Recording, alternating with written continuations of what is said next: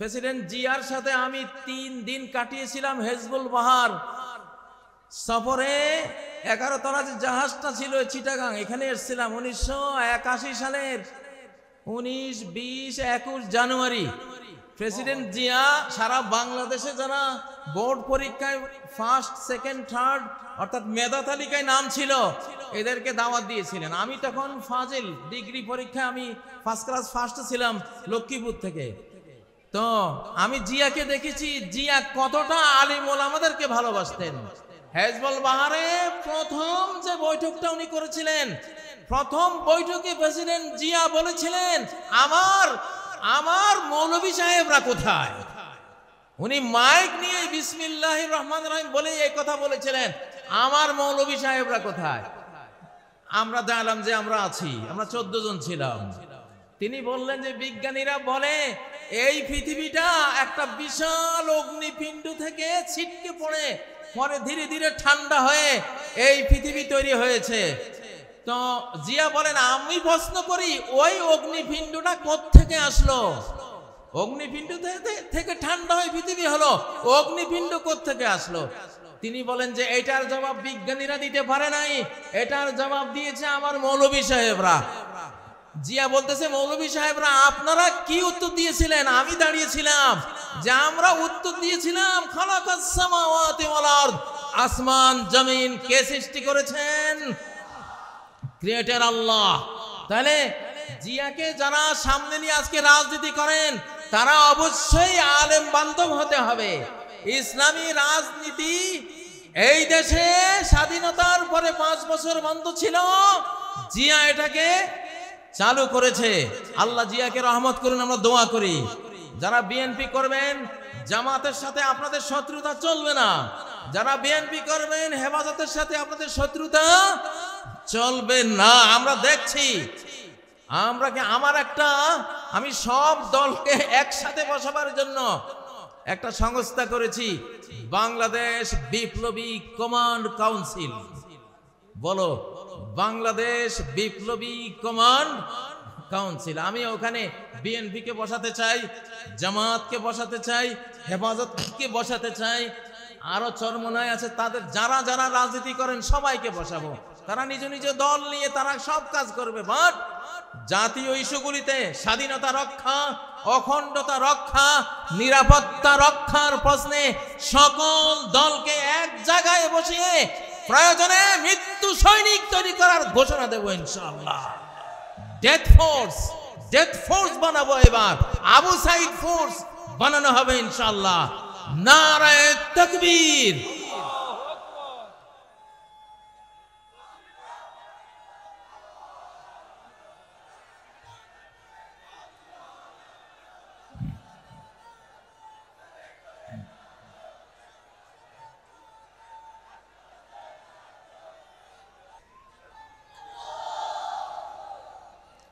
প্রিয় বন্ধুরা, আল্লাহ যদি সাথে থাকেন তাহলে 500 কোটি দেশ আমাদের বিরুদ্ধে হুঙ্কার দিচ্ছে, হুঙ্কারের কোনো পরোয়া আমরা করব না। আমাদেরকে মিয়ানমার হুঙ্কার দিচ্ছে, আরাকান আর্মি হুঙ্কার দিচ্ছে, কোনো পরোয়া আমাদের নাই। যদি সর্বশক্তিমান ইটারনাল পাওয়ারের মালিক আল্লাহ, able to do all things, যিনি আলা কুল্লি শাইইন কাদির, যিনি, আমরা তার রাজনীতি করি, আমরা তাকে বিশ্বাস করি, তার উপরে ট্রাস্ট স্থাপন করি, তার উপরে আস্থা রাখি, আমরা তাকে নিয়েই বাংলাদেশ গড়ব ইনশাআল্লাহ। প্রিয় বন্ধুরা, দ্বিতীয় স্লোগান কত নম্বর? 72-এর বিধান শেষ, 72-এর বিধান শেষ, আল কোরআনের বাংলাদেশ। জোরে বলেন, 72-এর বিধান শেষ, আল কোরআনের বাংলাদেশ। আমরা 72-এর বিধান দেখেছি, বিগত 17 বছর নিষ্পেষিত হয়েছি, নির্যাতনের স্টিম রোলার আমাদের উপর চালানো হয়েছে। 72-এর বিধানের অজুহাত দেখিয়ে, ঠিক নয় কি? কারা কারা ৭২-এর বিধান চান? ভুলেও কেউ হাত তুললো না, মাশাআল্লাহ। আমরা কি চাই? ৭২-এর বিধান শেষ, আল কোরআনের বাংলাদেশ ইনশাআল্লাহ। এবার ধীরে ধীরে আমরা কোরআনের দিকে এগিয়ে যাব। আমরা বলছি না 1 বছরেই গোটা কোরআন নিয়ে আসব। কোরআন নাজিল হয়েছে 23 বছরে, ঠিক নয় কি? একটু একটু করে কোরআন পৃথিবীতে এসেছে, আমরাও একটু একটু করে কোরআন নিতে থাকবো ইনশাআল্লাহ। রাজি আছেন? ডক্টর ইউনূস সাহেব, ওয়াকারুজ্জামান সাহেব, যারা রাজনীতি করছেন, সবার প্রতি এই মাহফিল থেকে আমরা দাবি দিলাম, আমাদের 7 জানুয়ারি যে সংবিধানের রিপোর্ট পেশ করা হবে, সেই রিপোর্ট কোরআনের সাথে মিলতে হবে একেবারে অক্ষরে অক্ষরে। যদি কোরআনের সাথে কোনো একটি ধারা, উপধারা যদি বিরোধ তৈরি করে, আমরা সেই সংবিধান ছুঁড়ে ফেলে দেব ইনশাআল্লাহ।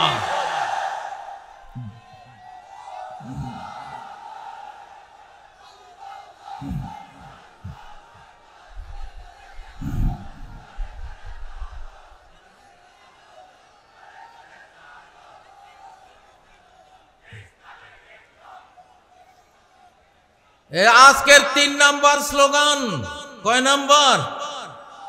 কারা কারা শুনেছেন হাত তোলেন। কয় নম্বর স্লোগান? 3 নম্বর। জয় বাংলার দিন শেষ, নারায়ে তাকবীরের বাংলাদেশ। আকাশ বাতাস প্রকম্পিত করে তাকবীর ধ্বনি তোলো।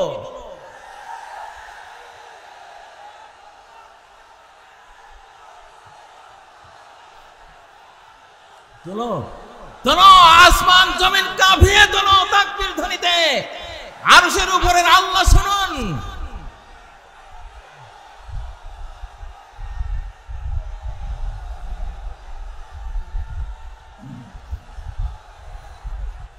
ইনশাআল্লাহ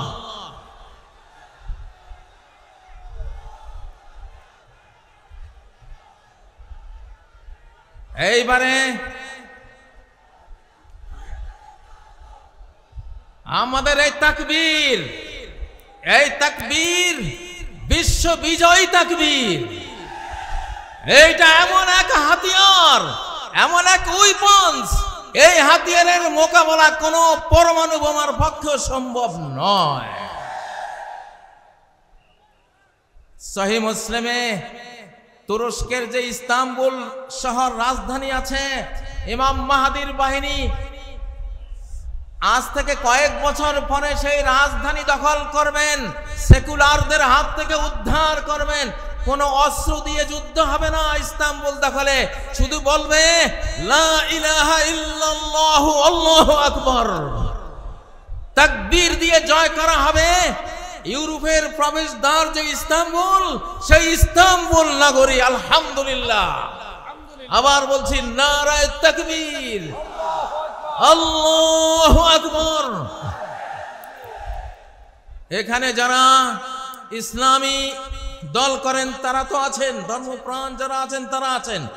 আমি জিআর বিএনপির যারা আছেন, প্রেসিডেন্ট জিআর বিএনপির যারা আছেন তাদেরকে বলছি, আপনারা জিয়াকে ভুলে গেছেন, জিয়ার রাজনীতি অনেকেই ভুলে গেছেন। যদি বিএনপি হতে চান, জিয়ার ভাঙ্গা সুটকেস আপনাদের হাতে দেখতে চাই। যদি বিএনপি হতে চান, তাহলে আপনাদের বাড়িতে আলু ভর্তা আর ডাল ভাত খাওয়ার রেওয়াজ আমরা দেখতে চাই। যদি বিএনপি হতে চান, ছেঁড়া গেঞ্জি আপনাদের গায়ে আমরা দেখতে চাই। যদি বিএনপি হতে চান, তাহলে 7ই নভেম্বর জাতীয় সংহতি দিবস, জয় বাংলা স্রোতের, জয় বাংলার নাপাক স্লোগানে 71 থেকে 75 পর্যন্ত নারায়ে তাকবীর স্লোগান বন্ধ হয়ে গিয়েছিল। নারায়ে তাকবীর স্লোগান বাংলার আকাশে বাতাসে ধ্বনিত হতে পারেনি, কারণ জয় বাংলা হলো ভারতের স্লোগান। বাংলা বললে বাংলাদেশ বুঝায় না। দখলের জন্য স্লোগান তৈরি করা হয়েছিল জয় বাংলা। সেই জয় বাংলা একটা শিরকি স্লোগান। আমার লক্ষ্মীপুর জেলার বশিকপুর গ্রামের 12 বছরের ছেলে, লালবাগ মাদ্রাসার ছাত্র মৌলানা আব্দুল জব্বার সাহেবের ছেলে, ছোট্ট শিশু, মুক্তি বাহিনী, ওই সময়ের কিছু মুক্তি বাহিনী যারা ভারতের দালালি করত, সবাই না, সবার কথা বলছি না, ওই দালালগুলো বলল, এই ছেলে এইদিকে আয়, জয় বাংলা স্লোগান দেশে বলল আমি দেব না।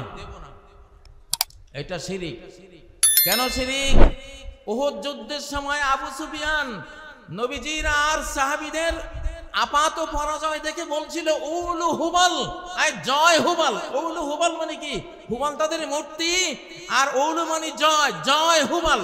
এই জয় কথাটা উলুর বাংলা। উলু, ওরা উলু দেয় না, উলু দেয় না, উলু উলু থেকে উলু দেয়, ওটা মূর্তি পূজা। জয় হুবাল বলেছিল আবু সুফিয়ান। ওমর বললেন, ইয়া রাসূলুল্লাহ, আমরা কি বলবো? নবীজি বললেন, তোমরা বলো আল্লাহু আলা ওয়াজাল। তো সেই উলু হুবালেরই অনুবাদ করে জয়, জয়ের সাথে যুক্ত হলো বাংলা জয় বাংলা, একটা শিরকি স্লোগান। ঠিক নয় কি? এই জন্যই আজকে ঘোষণা দিলাম, জয় বাংলার দিন শেষ, নারায়ে তাকবীরের বাংলাদেশ। আমি বিএনপিকে বলতে চাই, আপনাদের জিয়া, আপনারা জানেন না অনেকেই, আপনাদের জিয়া 7ই নভেম্বর এই স্লোগান 71-এর পরে নতুন করে এই বাংলাদেশকে উপহার দিয়েছিল। অতএব বিএনপিরও স্লোগান হবে নারায়ে তাকবীর, আল্লাহু আকবার। ঠিক নয় কি? আজকে বিএনপির অনেক নেতারাই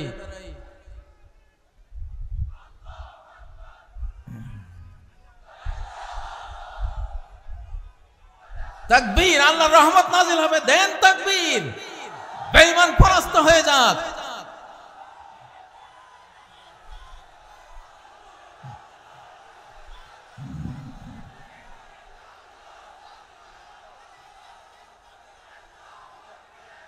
নারায়ে তাকবীর, নারায়ে তাকবীর, আল্লাহু আকবার। আল কোরআনের আলো ঘরে ঘরে জালো, লিল্লাহ তাকবীর, আল্লাহু আকবার। বিপ্লব, বিপ্লব, ইসলামী বিপ্লব, ইনশাআল্লাহ। এইবারে 4 নম্বর স্লোগান। এইবারে কত নম্বর? 4 নম্বর স্লোগান, নোটিবাইজির দিন শেষ, বোরকাওয়ালির বাংলাদেশ। নোটিবাইজির দিন শেষ, বোরকাওয়ালির বাংলাদেশ। স্লোগান তুলো না কেন তোমরা যুবকরা? লিল্লাহে তাকবীর। আবার বলছি, এখান থেকে বলো না, নোটিবাইজির দিন শেষ, বোরকাওয়ালির বাংলাদেশ। নোটিবাইজির দিন শেষ, নোটিবাইজির দিন শেষ, নারায়ে তাকবীর,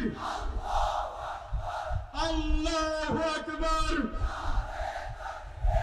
শোনো প্রিয় শ্রোতা মণ্ডলী, এই যে বোরকাওয়ালির বাংলাদেশ, আসলে রাষ্ট্র তৈরি হয় নারী পুরুষের বন্ধন থেকে। নারী পুরুষের বৈধ বন্ধন, পরিবার প্রথা, পরিবার দ্বারা নারী পুরুষ একত্রিত হয়, 5-7টা মানব শিশু নিয়ে পরিবার তৈরি হয়। কতটা পরিবার নিয়ে একটা বাড়ি তৈরি হয়, কতগুলো বাড়ি নিয়ে একটা গ্রাম তৈরি হয়, কতগুলো গ্রাম নিয়ে একটা ইউনিয়ন তৈরি হয়, কতগুলো ইউনিয়ন নিয়ে কি তৈরি হয়? একটা উপজেলা তৈরি হয়, কতগুলো উপজেলা নিয়ে একটা জেলা তৈরি হয়, কতগুলো জেলা নিয়ে একটা বিভাগ তৈরি হয়, কতগুলো বিভাগ নিয়ে একটা দেশ তৈরি হয়। শুরুটা কোত্থেকে হলো? ওই যে নরনারী থেকে। কোত্থেকে? নরনারীর পরিবার প্রথা থেকে। তোমরা এই, আমি আরেকটা স্লোগান দিচ্ছি, আরেকটা স্লোগান দিচ্ছি, বয়ফ্রেন্ডের দিন শেষ, হাজব্যান্ডের বাংলাদেশ। বয়ফ্রেন্ডের দিন শেষ, হাজব্যান্ডের বাংলাদেশ। আর যুবকরা মরা নাকি তোমরা?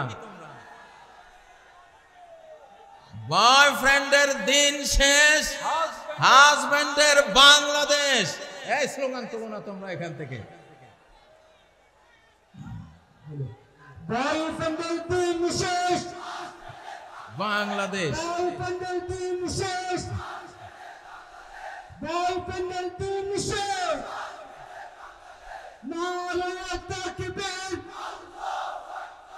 আল্লাহু আকবার। আমাদের বিগত এক ফ্যাসিবাদী মোদিকে বয়ফ্রেন্ড বানিয়েছিল। আস্তাগফিরুল্লাহ।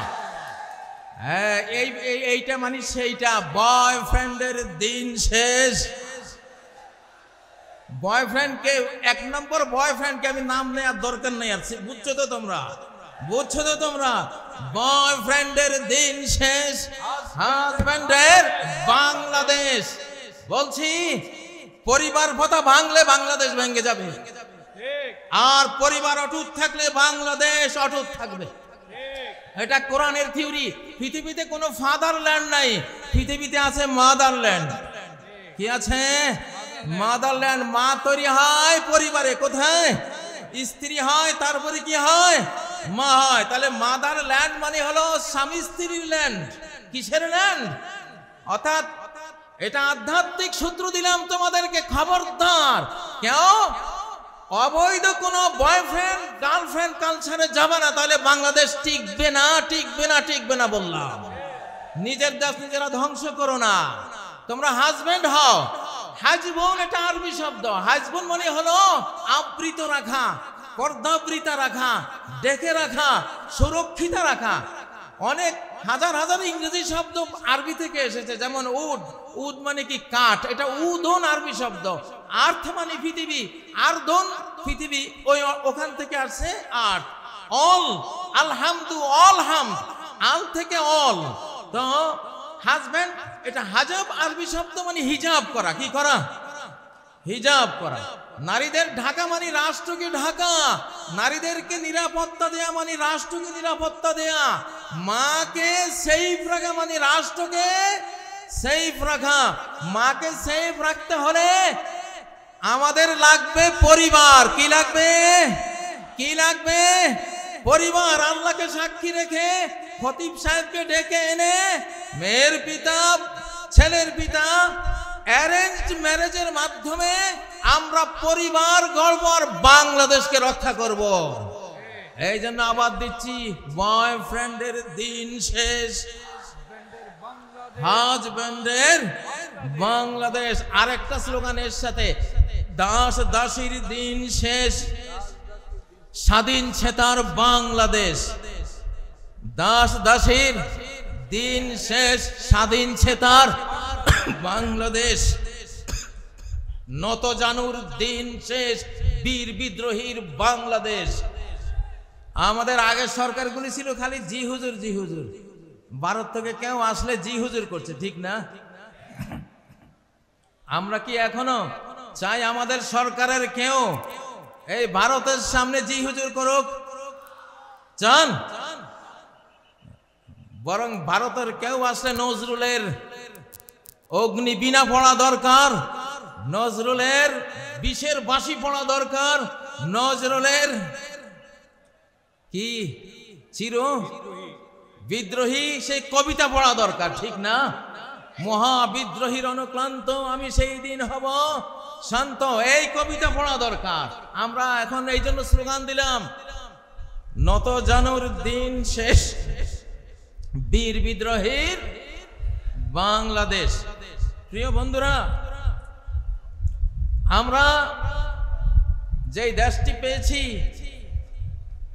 আপনি দেশে বিয়েকে সহজ করে দিতে হবে।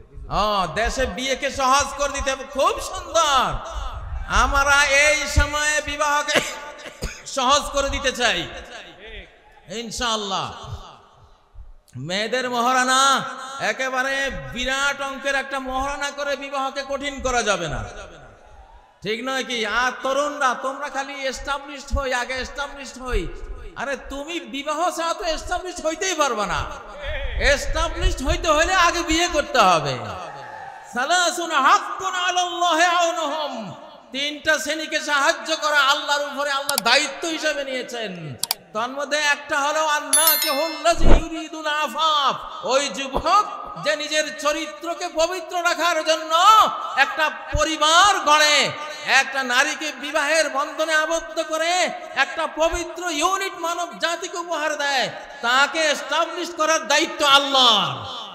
তার অর্থনীতির চাকা সচল করে দেওয়ার দায়িত্ব আল্লাহর, তাকে রিজিক দেওয়ার দায়িত্ব আল্লাহর। অতএব তোমরা এস্টাবলিশড হয়ে বিয়ে করবা এটা না, এস্টাবলিশড হওয়ার আগে একটা স্ত্রী চালাতে কি লাগে? তিনটা জিনিস লাগে। কি লাগে? একজন স্ত্রী চালাতে কয় জিনিস লাগে? সহজ সহজ তিনটা জিনিস। একটা হলো মানসবাহা আমিনান ফি সারবিহি, যেই লোক ভোর করে একটা নিরাপদ ছোট্ট কুঁড়ে ঘরে, একজন স্ত্রী ফালতে একটা ছোট্ট ঘর হলেই তো যথেষ্ট, ঠিক নয় কি? একটা ঘর লাগে। আর দ্বিতীয় ইনদাহু কুতু ইয়াউমিহি, একদিনের খাবার লাগে। কয় দিনের? একদিনের থাকে, নিরাপদ একটা ঘর থাকে। মুআফান ফি বাদানিহি, তার শরীরটা সুস্থ যদি থাকে তাহলে সে একটা পরিবার গড়তে পারে। আলহামদুলিল্লাহ। প্রিয় ভাইয়েরা আমার, কতগুলি স্লোগান দিয়ে আজকে আপনাদেরকে আমি শিখাবার চেষ্টা করছি আমাদের আগামীর বাংলাদেশ কি হবে, ঠিক নয় কি? এবারে একটা স্লোগান দেব। এই স্লোগানটা হলো চোর বাটপারের দিন শেষ। চোর বাটপারের দিন শেষ, আলিম ওলামার বাংলাদেশ, ওলি আউলিয়ার বাংলাদেশ। এরপরে কি আরো দুই একটা মিলান। চোর বাটপারের দিন শেষ, যুবকদের বাংলাদেশ।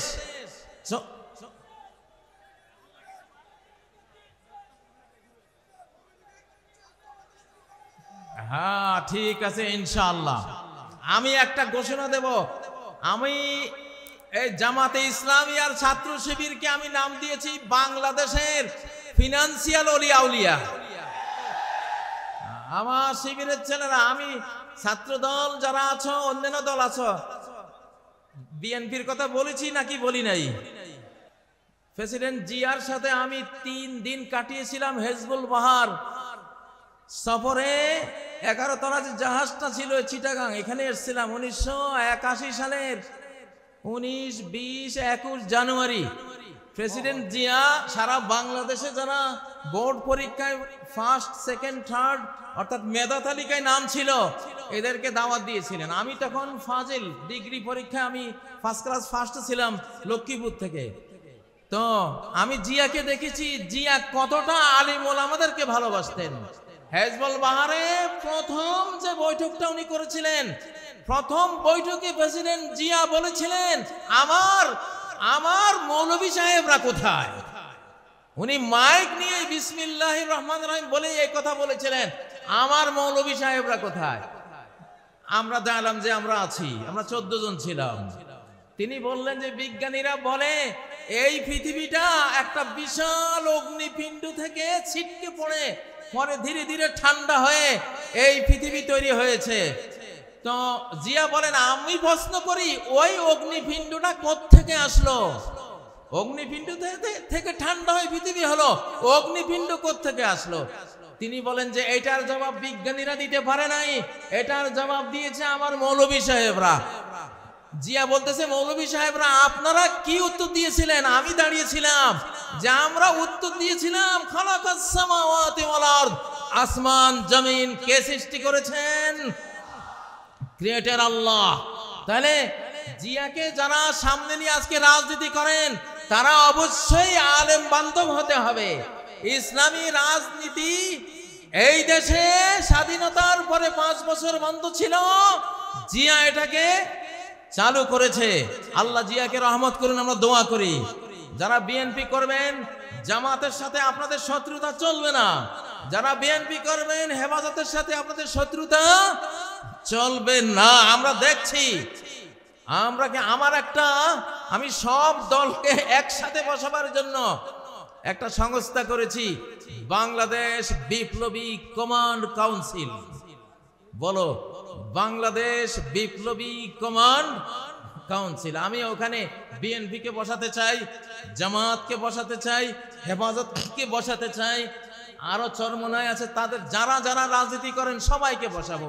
তারা নিজ নিজ দল নিয়ে তারা সব কাজ করবে, বাট জাতীয় ইস্যুগুলিতে স্বাধীনতা রক্ষা, অখণ্ডতা রক্ষা, নিরাপত্তা রক্ষার প্রশ্নে সকল দলকে এক জায়গায় বসিয়ে প্রয়োজনে মৃত্যু সৈনিক তৈরি করার ঘোষণা দেব ইনশাআল্লাহ। ডেথ ফোর্স বানাবো, এবার আবু সাইদ ফোর্স বানানো হবে ইনশাআল্লাহ। নারায়ে তাকবীর।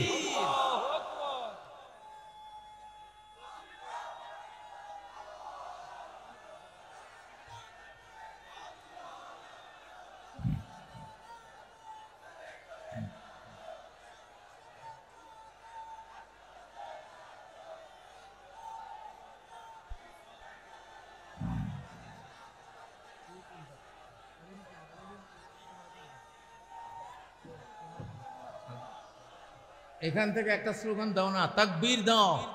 যুবক, তোমাদের কাজ হলো যুদ্ধ। তাকবীর, নারায়ে তাকবীর, আল্লাহু আকবার। বিপ্লব বিপ্লব, ইসলামী বিপ্লব।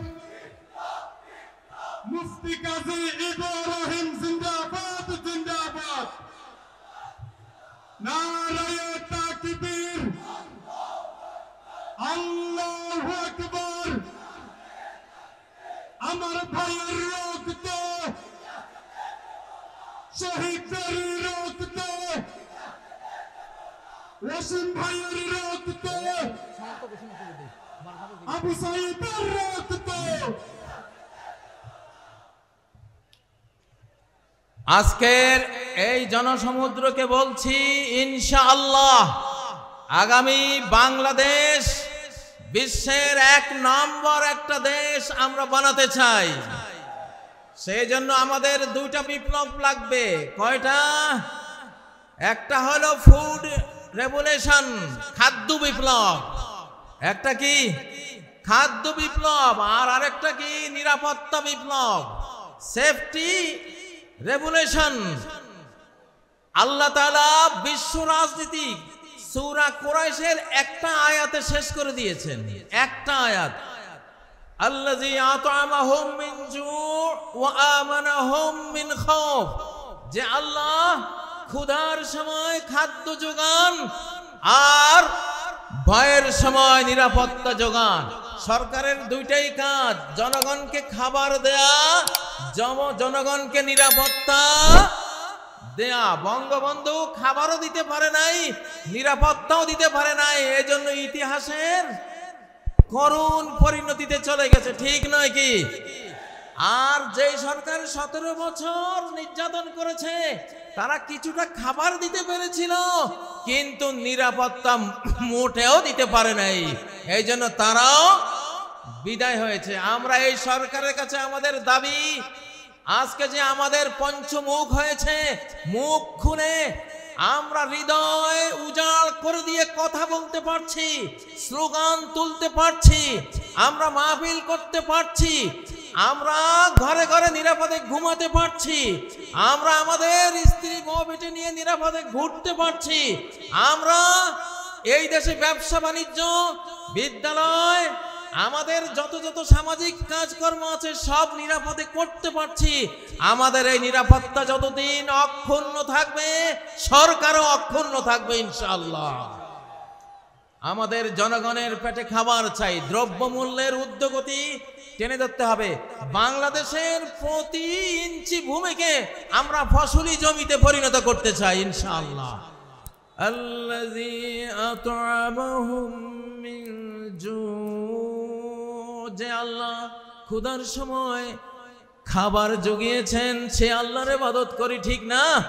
তাহলে যেই সরকার আমাদের ক্ষুধায় খাবার জোগাবার ভূমিকা নেবে, ভূমিকা পালন করবে, আমরা সেই সরকারের পাশে থাকবো ইনশাআল্লাহ, ঠিক না? ও ভাইয়েরা, যে সরকার নিরাপত্তার কাজ করবে আমরা তাদের সাথে থাকব। তবে আমাদের এই সরকার অধিকাংশ বড়দের সরকার, অধিকাংশ কি বড়দের সরকার। জোয়ান দুইটা পোলা ছিল নাহিদ আর আসিফ, ওদের মন্ত্রণালয় পুড়ে দিয়েছে। এটা একটা ষড়যন্ত্র, কোনো সন্দেহ নাই। এই জন্য সকল ষড়যন্ত্রের জন্য আমরা প্রত্যেকে আজ বাংলাদেশের এক একজন সৈনিক ইনশাআল্লাহ। আমরা প্রত্যেকে বাংলাদেশের সৈনিক। গতকাল এক ওয়াজ মাহফিলে বলেছিলাম, কোরআন আর লোহা একসাথে থাকে। নবীজির কোরআনও ছিল, লোহাও ছিল। লোহা মানি তলোয়ার, লোহা মানি বল্লম, লোহা মানি তীর, লোহা মানি লোহার বর্ম, লোহা মানি হেলমেট, লোহা মানি ঢাল। নবীজির কোরআনও ছিল, লোহাও ছিল। সাহাবীদের কোরআনও ছিল, লোহাও ছিল। এই জন্য তারা কোরআন দিয়ে হেদায়েত করেছে, যে হেদায়েত কবুল করেনি লোহা দিয়ে তাকে ঠান্ডা করে দিয়েছে, ঠিক নয় কি? এখন আমাদের অবস্থা কি? সরকারের কাছে লোহা আছে, কোরআন নাই। আলেম ওলামা পাবলিকের কাছে কোরআন আছে, লোহা নাই। আমরা দুইটার সমন্বয় করব ইনশাআল্লাহ। আমরা কি করব? দুইটার সমন্বয় করব। সরকারকে দাবি তুলছি, সরকার আমাদেরকে ট্রেনিং দিবে, অস্ত্র দিবে, লোহা দেবে। আমাদের কোরআন আছে, আমাদের লোহা চাই। সরকারের লোহা আছে, সরকারের কোরআন চাই। দুটার সমন্বয় হলে এই বাংলাদেশের দিকে চোখ তুলে তাকাবার কোনো মানুষ খুঁজে পাওয়া যাবে না ইনশাআল্লাহ। আমি গ্রেফতারির রাতের স্লোগানটি আবার দিচ্ছি, র মুক্ত বাংলাদেশ জিন্দাবাদ জিন্দাবাদ। বলো, র মুক্ত বাংলাদেশ জিন্দাবাদ জিন্দাবাদ। এই স্লোগানটা দরকার আছে না নাই? এখনো লাখ লাখ সাবটিওর কিন্তু ঘাপটি মেরে বসে আছে, আছে না? একজনও থাকতে দেব না ইনশাআল্লাহ। সবাইকে একেবারে ছক্কা মেরে সীমানার ওপারে, মাথার উপর দিকে উড়িয়ে, ঠিক নয় কি? কারা কারা রাজি আছো? র মুক্ত বাংলাদেশ, স্বাধীন সমৃদ্ধ নিরাপদ বাংলাদেশ, নিরাপদ বাংলাদেশ ইনশাআল্লাহ। প্রিয় তরুণরা, আল্লাহ তাআলা এই বাংলাদেশ আমাদের হাতে দিয়েছেন ইনশাআল্লাহ। বাংলাদেশের মাথায়, জনগণের মাথায় বিপুল বুদ্ধি, আলহামদুলিল্লাহ, অনেক জ্ঞান। তোমরা কি লিটল ড্রাগনের নাম শুনেছো? তরুণরা, লিটল ড্রাগন কাকে বলে? লিটল মানে ছোট্ট ড্রাগন, এম এম আলম নাম শুনেছো? 1965 আকাশ যুদ্ধে 1 মিনিটে 40 সেকেন্ডে 4টা শত্রু বিমান ঘায়েল করেছে। পরে আরেকটা মোট 5টা শত্রুর জঙ্গি বিমান ভূপাতিত করেছে। এম এম আলম, সে বাঙালি, সে কি বাংলাদেশি, বাংলাদেশি যুবক, লিটল ড্রাগন। আমরা গায়ে যাতে ছোট কিন্তু বুদ্ধি জ্ঞানে অনেক বড় জাতি, আলহামদুলিল্লাহ। এই জন্য আমাদের বাংলাদেশের আগামী দিনের উন্নতি সবকিছু আমরা ফিজিক্যাল পরিশ্রমের পাশাপাশি বুদ্ধির যুদ্ধে আমাদেরকে এগিয়ে যেতে হবে, বুদ্ধির লড়াইয়ে এগিয়ে যেতে হবে, চিন্তার লড়াইয়ে আমাদেরকে এগিয়ে যেতে হবে। প্রিয় উপস্থিতি, আমি মাঝে মধ্যে বলি, মানব জাতির প্রথম পরাজয় হয়েছে ডাইনিং টেবিলে, যুদ্ধের মাঠে নয়। মানব জাতির প্রথম পরাজয় হয়েছিল কোথায়? ডাইনিং টেবিলে। অর্থাৎ একটা অবৈধ খাবার মুখে দিয়েছিলেন আদম আর হাওয়া। সেই অবৈধ খাবার খেয়ে তারা জান্নাতের সাম্রাজ্য হারিয়েছিলেন, ঠিক নয় কি? এই জন্য যুবকরা বর্তমান যেই পৃথিবী, এই পৃথিবীর ফুড মাফিয়া, যারা ফুড মাফিয়া, সমস্ত খাদ্য মাফিয়াদের হাতে, কর্পোরেট কোম্পানিদের হাতে, সমস্ত বীজ মাফিয়াদের হাতে। আজকে এটা একটা বিরাট বিষয় যে আমরা কি খাচ্ছি, কি খাবো।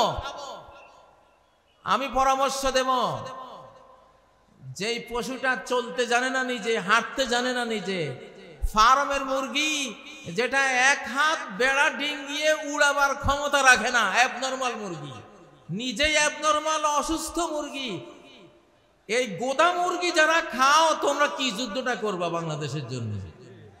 হ্যাঁ, দেশি মুরগি, আল্লাহর মুরগি খাবা। আল্লাহর মুরগি যেখানে মানুষের হাত পড়ে নাই, এইটা মোটরসাইকেলের নিচে পড়ে মুরগির মাথা ছিন্ন হয়ে গেছে, তারপরও উড়াল দিয়ে 2-3 একর পার হয়ে গিয়ে পড়ছে। ক্ষমতাটা কি? মাথা চলে যাওয়ার পরেও উড়ে। এটা হলো আল্লাহর মুরগির ক্ষমতা, ঠিক না?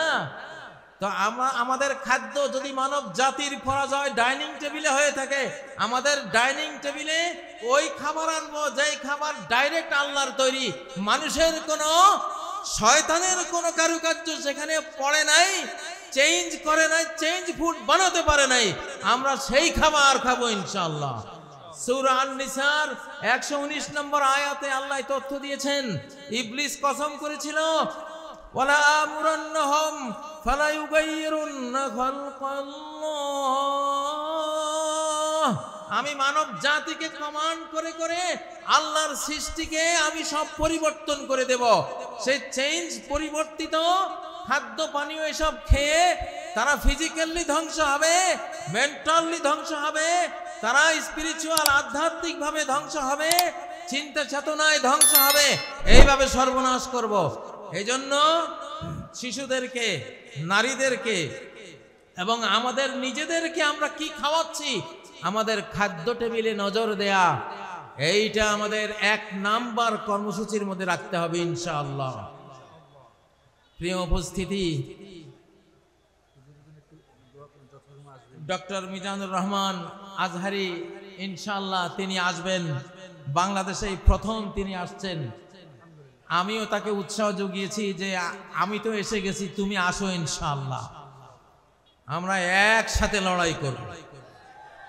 তোমরা যুবকদের আইকন ডক্টর আজহারি সাহেব আসবেন ইনশাআল্লাহ, তোমরা মন প্রাণ খুলে ওয়াজ শুনবা। এখন আমরা তো 60 পার হয়ে গেছি, এখন পৃথিবীটা আমাদের না, পৃথিবীটা তোমাদের। তোমাদের সৌভাগ্য যে আন্দোলন সফল করতে হলে নবীনদের আবেগ উচ্ছ্বাসের সাথে প্রবীণদের অভিজ্ঞতা, এক্সপেরিয়েন্স সংযুক্ত হতে হয়। সেজন্য আমরা যারা প্রবীণ, আমরা তোমাদের সাথে থাকবো ইনশাআল্লাহ। আর তোমাদের নবীন যারা আইকন আছে, তোমরা তাদেরকে নিয়ে একটা সুন্দর, একটা সোনার, নিরাপদ, স্বাধীন, সমৃদ্ধ দেশ গড়ে আমাদেরকে উপহার দেবে। আল্লাহ তোমাদেরকে তৌফিক দিন, আল্লাহ তোমাদেরকে সেই জন্য জ্ঞান বুদ্ধি বাড়িয়ে দিন। আল্লাহ তোমাদেরকে সর্বপ্রকারের ফিজিক্যাল, স্পিরিচুয়াল, মেন্টাল, কালচারাল এবং ধর্মীয় যত যোগ্যতা লাগে সব যোগ্যতা আল্লাহ তোমাদেরকে দান করেন। আজকের এই মাহফিলকে আল্লাহ সফল করেন। যেই মরহুম মৌলানা শহীদুল্লাহ স্মৃতি সংসদের আয়োজনে আজকের এই আয়োজন, আল্লাহ তার কবরকে জান্নাতের বাগানে পরিণত করুন।